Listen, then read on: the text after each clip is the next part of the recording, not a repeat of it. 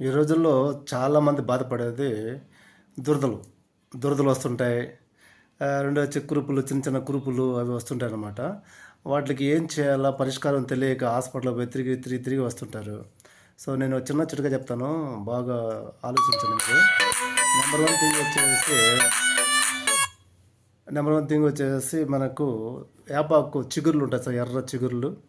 అవి తీసుకొని ఒక చిన్న కొంచెం పసుపు వేసుకొని ఈ విధంగా దీంట్లో బాగా నీట్గా నూరుకొని ముద్దగా తయారు చేసుకొని కొంచెం వాటర్ వేసి తీసుకుంటే ఆ తర్వాత అది పూసుకుని ఒక అర్ధ గంటకి పోయి స్నానం చేసుకోవచ్చు. తర్వాత ఒక పెప్పర్మెంట్ ఆయిల్ అని ఆయిల్ వస్తుంది.